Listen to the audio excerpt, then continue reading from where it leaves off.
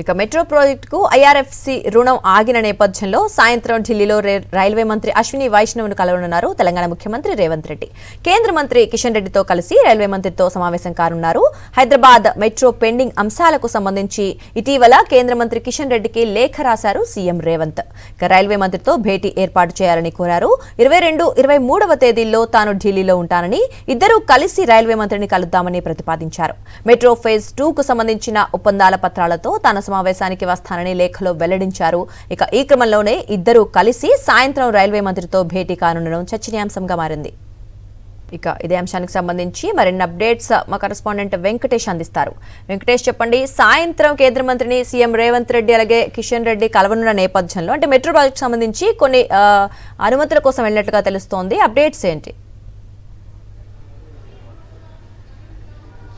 హైదరాబాద్లో metro rail ప్రాజెక్టుకు కేంద్ర ప్రభుత్వ సంస్థ ఐఆర్ఎఫ్సి నుంచి రుణం ఆగిపోయింది. సో ఈ రుణం ఆగిపోయినటువంటి నేపథ్యంలో ఎలాగైనా ఈ రుణాన్ని తెప్పించేటువంటి క్రమంలో కేంద్ర ప్రభుత్వం పైన ఒత్తిడి తీసుకొచ్చేందుకు తనకు సహకరించాలని సీఎం రేవంత్ రెడ్డి పదే పదే కిషన్ రెడ్డిని కోరుతున్నారు. సో ఆ నేపథ్యంలో కిషన్ రెడ్డి ఈరోజు సాయంత్రం 6:30 గంటలకు కేంద్ర రైల్వే శాఖ మంత్రి అశ్విని వైష్ణవ్తో సమావేశాన్ని ఏర్పాటు చేయించారు. సో ఆ సమావేశం ఈరోజు రైల్ భవన్లో జరగబోతుంది. సాయంత్రం జరిగేటువంటి సమావేశంలో ముఖ్యమంత్రి రేవంత్ రెడ్డి కూడా ఢిల్లీలోనే ఉన్నారు. సో కేంద్ర మంత్రి కిషన్ రెడ్డి అలాగే ముఖ్యమంత్రి రేవంత్ రెడ్డి ఇద్దరూ కలిసి అశ్విని వైష్ణవ్ కలవబోతున్నారు. సో ఐఆర్ఎఫ్సి నుంచి 13,000 కోట్ల రూపాయల రుణం వచ్చేందుకు అవసరమైనటువంటి సహకారాన్ని అందించాలని సీఎం రేవంత్ రెడ్డి కోరుతున్నారు. సో ఒకసారి కనుక మెట్రో రైల్ ఫేజ్ 1కు సంబంధించినటువంటి రుణం కనుక మంజూరైతే నెక్స్ట్ ఫర్దర్ ఫేజ్కు సంబంధించినటువంటి ప్రక్రియను మొదలుపెట్టేందుకు రాష్ట్ర ప్రభుత్వం ముందుకు వెళ్తుంది. నిజానికి మెట్రో రైల్ ఫేజ్ 1 అంతా కూడా ఎల్ఎన్టీ చేతిలో ఉంది. కానీ ఎల్ఎన్టీ ఈ ప్రాజెక్టును తాము నడపలేము, పూర్తిగా నష్టాల ఊబిలో కూరుకుపోయింది, తాము నడపలేమని చేతులు ఎత్తేసింది. ఆ నేపథ్యంలో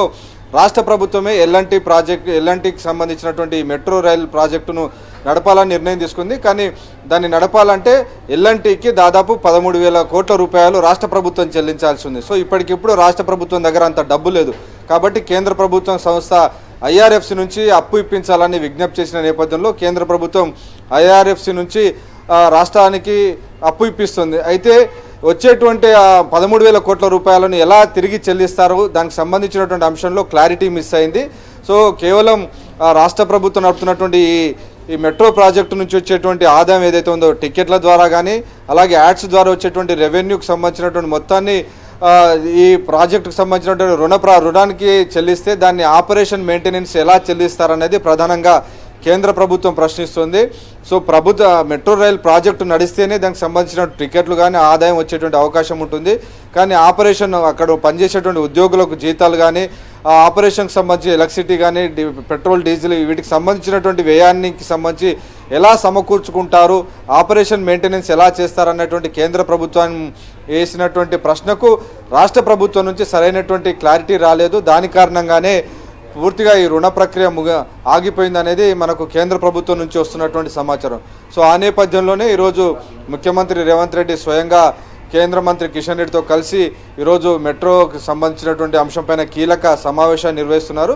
సో ఈ సమావేశంలో ఒక క్లారిటీ వస్తుందా లేదా అన్నది మనం వేచి చూడాలి. సో మెట్రో రైలుకు సంబంధించినటువంటి 13,000 కోట్ల రూపాయల రుణాన్ని తిరిగి రాష్ట్ర ప్రభుత్వం ఎలా చెల్లిస్తుంది అన్న దానిపైనే అసలైనటువంటి పీఠముడి ఉంది.